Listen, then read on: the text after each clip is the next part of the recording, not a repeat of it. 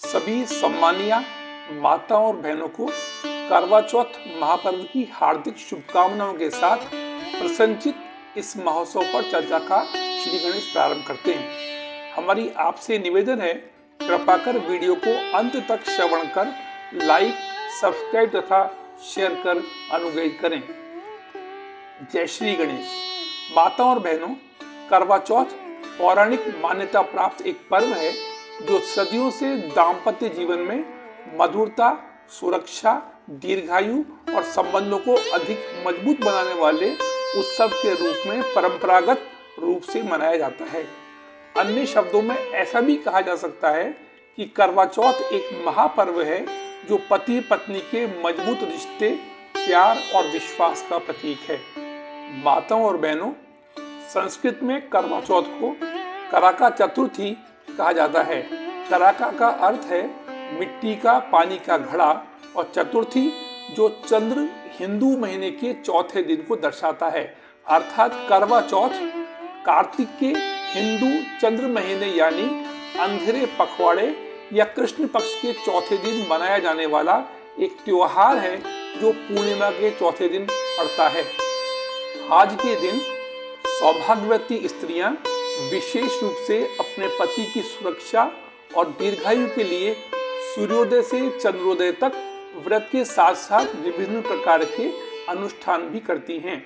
ऐसा माना जाता है कि इस व्रत में सौभाग्यवती स्त्रियां अपने उपवास से आध्यात्मिक रूप से मजबूत होकर सफलतापूर्वक यमराज का भी सामना कर सकती हैं और उसे परास्त कर सकती हैं। माताओं और बहनों, इस व्रत में भगवान शिव, माता पार्वती स्वरूपा चौथ माता, श्री गणेश, श्री कार्तिकेय और चंद्रमा की पूजा का विधान है।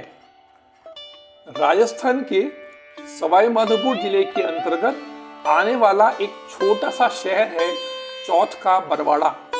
चौथ माता जी का सबसे प्राचीन, सुप्रसिद्ध और भव्य मंदिर इसी छोटे से शहर के शक्तिगिरी पर्वत पर बना हुआ है, जहां पर हर महीने की चतुर्थी पर लाखों दर्शनार्थी माता जी के दर्शन हेतु उपस्थित होते हैं।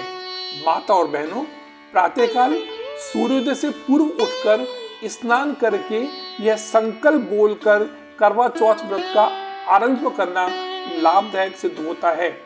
मम सुख सौभाग्य पुत्र पुत्रोदि सुस्थिर श्री प्राप्तये कर्क चतुर्थी व्रत महम करिष्ये। जहां करवा चौथ का व्रत पारंपरिक रूप से दिल्ली, हरियाणा, राजस्थान, पंजाब, जम्मू, मध्य प्रदेश, उत्तर प्रदेश, हिमाचल प्रदेश आदि राज्यों में उल्लास के साथ मनाया जाता है, वहीं आंध्र प्रदेश में इसे अट्ला ताड्डे के रूप में मनाने की परंपरा है। माता और बहनों, रात्रि में चंद्र उदय पश्चात चांद को अर्घ्य देकर और छलनी से पति का चेहरा देखकर करवा चौथ के व्रत के संपूर्ण होने तथा व्रत तोड़ने का विधान शास्त्रों में बताया गया है। करवा चौथ महापर्व पर व्रतियों को करवा चौथ माता की कथा सुनना, पढ़ना हितकर बताया गया है। इस कथा को सुनने पढ़ने से सुहाग की लंबी उम्र होती है। माता और बहनों, देवताओं और असुरों के विवादों को हम प्राचीन काल से सुनते आ रहे हैं। प्राचीन कथाओं के अनुसार करवा चौथ की परंपरा देवताओं के समय से चली आ रही है। माना जाता है कि एक बार देवताओं और दानवों में युद्ध शुरू हो गया और उस युद्ध में देवताओं की हार हो रही थी। ऐसे में देवता ब्रह्मदेव के पास गए और रक्षा की प्रार्थना की। ब्रह्मदेव ने कहा कि इस संकट से बचने के लिए सभी देवताओं की पत्नियों को अपने अपने पतियों के लिए व्रत रखना होगा और सच्चे दिल से उनकी विजय के लिए प्रार्थना करनी होगी। ब्रह्मदेव ने यह वचन भी दिया कि ऐसा करने पर निश्चित ही इस युद्ध में देवताओं की जीत होगी। ब्रह्मदेव के इस सुझाव को सभी देवताओं और उनकी पत्नियों ने खुशी खुशी स्वीकार किया। ब्रह्मदेव की कही अनुसार कार्तिक माह की चतुर्थी के दिन सभी देवताओं की पत्नियों ने व्रत रखा और अपने पतियों यानी देवताओं की विजय के लिए प्रार्थना की। उनकी यह प्रार्थना स्वीकार हुई और युद्ध में देवताओं की जीत हुई। इस शुभ समाचार को सुनकर सभी देव पत्नियों ने अपना व्रत खोला और भोजन ग्रहण किया। उस समय आकाश में चांद भी निकल आया था। माना जाता है कि इसी दिन से करवा चौथ के व्रत की परंपरा शुरू हुई। माता और बहनों, माता पार्वती स्वरूपा चौथ माता ने आरोग्य एवं सौभाग्य प्राप्ति हेतु चमत्कारिक फल देने वाला यह मंत्र स्वयं देवताओं को प्रदान किया है। देहि सौभाग्य आरोग्यम, देहि में परमम सुखम, रूपम देहि, जयम देहि, यशो देहि, दिशो जहि।